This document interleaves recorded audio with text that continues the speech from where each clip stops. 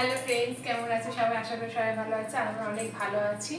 আর সবাইকে শুভ নববর্ষের প্রীতি ও শুভেচ্ছা। সবাই খুব ভালো থাকো, সুস্থ থাকো। আর চলে এসেছি দুপুরে একটা লাঞ্চের ভিডিও নিয়ে। কী কী লাঞ্চে আছে সেটা আগে দেখিয়ে দিই মেনুতে। চলো, ফার্স্টে এখানে রয়েছে সাদা ভাত, যেটা ছাড়া সম্পূর্ণ। আর এখানে আছে দেখো লেবু, শসা, লাল শাক ভাজা। এখানে দেখছো না অর্ধেক খাওয়া, কারণ ছেলেকে আমার খাওয়ানো হয়ে গেছে, কারণ অনেকটা বেলা হয়ে গেছে, ছেলেকে খাইয়ে দিয়েছি। আর এখানে রয়েছে মুড়ো ঘন্ট, আলু দিয়ে মাছের মাথা দিয়ে মুড়ো ঘন্ট। আর এখানে রয়েছে মাছের ঝোল আলু দিয়ে। আর এখানেও তাই সেম তাই মাছের ঝোল। আর এখানে রয়েছে পটল ভাজা, কারণ মা পটল ভাজা আজ ডালিয়া খাবে, তাই পটল ভাজা রয়েছে। আর রয়েছে শেষমেশ টমেটোর চাটনি। আর এই দিকে দেখো ডালিয়াটা দেখাচ্ছি তোমাদেরকে। ডালিয়াটা মাই রান্না করেছে, কারণ মা যে ডালিয়াই তো খাবে, সেই জন্য মাই ডালিয়াটা রান্না। আর এখানে রয়েছে দেখো পায়েস, দেখো দারুণ একটা পায়েস। আর পায়েস তো সবাই জানো খুব শুভ জিনিস। আর এই দেখো আমি এখানে অলরেডি ভাত বেড়ে দিয়েছি, আর বেশি কথা বলতে পারিনি, কারণ ঘরের মধ্যে শাশুড়ি মা, শ্বশুরমশাই সবাই চলে এসেছিলো। আর ওদের সামনে না বেশি বকবক করে ভিডিও করতে না কেমন লাগে, আর ওদের সাথে অন্যান্য কথাগুলো বলছিলাম।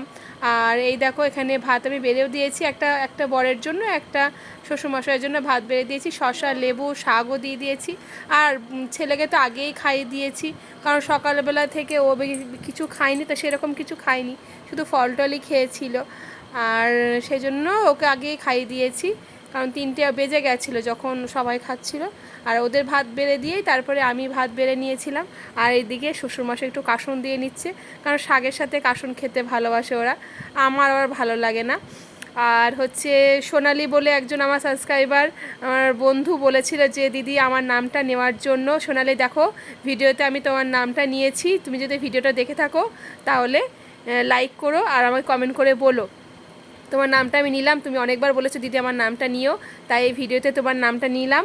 আর এই দেখো এখানে আমি সব একে একে তরকারিও দিয়ে দিচ্ছি থালাতে।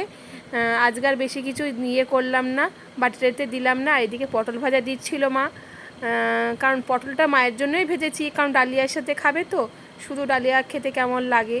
আর ডালিয়াটা মাই রান্না করেছে। আর এইদিকে আমি একটু চাটনিটাও তুলে নিচ্ছি, কারণ চাটনিটাও না একটু হয়ে গেলে, ভাতের একটু হয়ে গেলে মা আর খেতে পারবে না, সেই জন্য আর কি তুলে দিচ্ছি, যাতে সবাই ওই বাটি থেকে সবাই একটু একটু করে নিয়ে নিতে পারি।